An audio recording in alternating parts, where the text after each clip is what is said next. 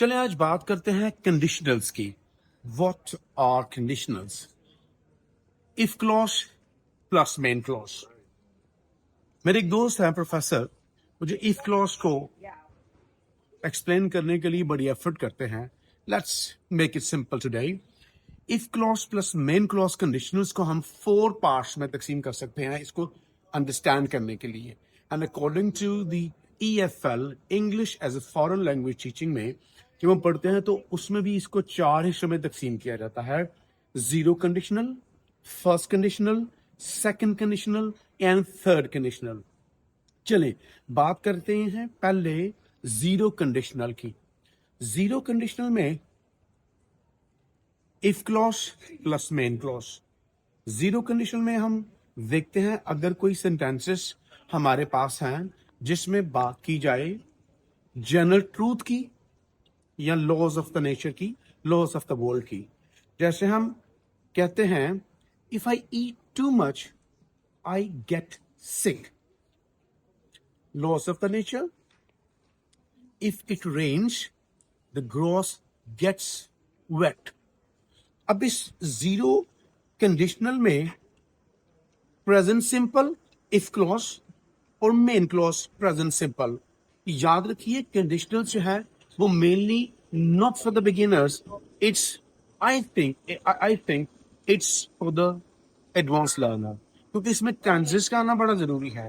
तो जैसे मैंने कहा है कि अगर तो आपके पास इफ क्लॉज और मेन क्लॉज दोनों मैंने जिक्र किया।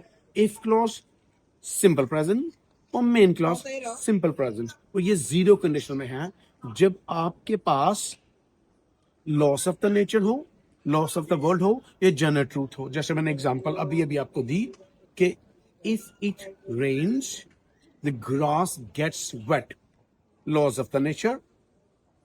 If I eat too much I get sick. मैंने दोनों जगह पे प्रेजेंट सिंपल लगाया और मेन क्लॉज में भी प्रेजेंट सिंपल लगाया। चलिए दूसरी हमारे पास आती है फर्स्ट कंडीशनल।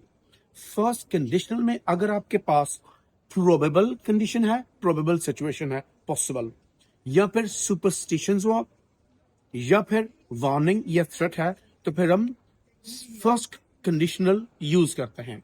इसमें हमारे पास आ जाता है सबसे पहले simple present plus simple future. Simple present plus simple future.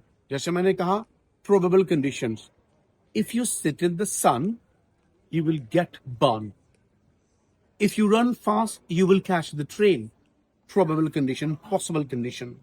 Superstition, if you break the glass you will get 7 years bad luck, warning and threat, if you don't go away I will call the police.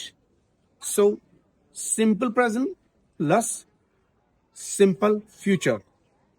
Conditional, second conditional or not very difficult to learn.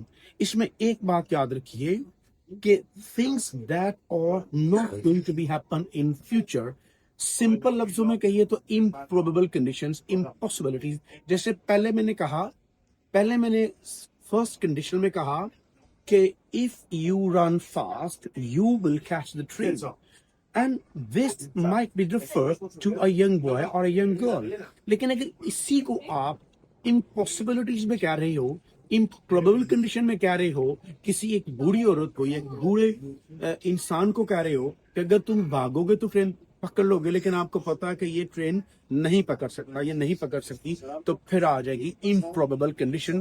तो यहां पर आप लगाओगे simple past plus would.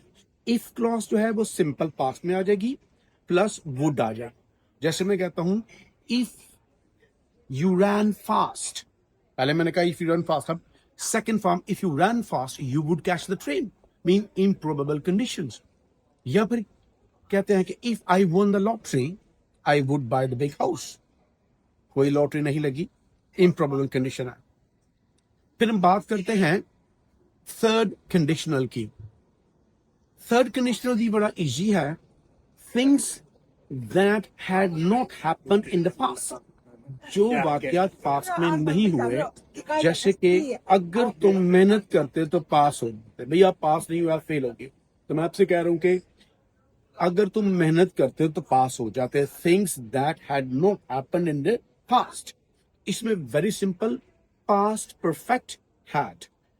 If clause जो है वो past perfect की होगी, हैड की plus would have, main clause would have और third form.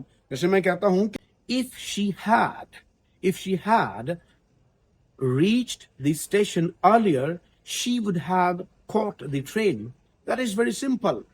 So you have learned conditional.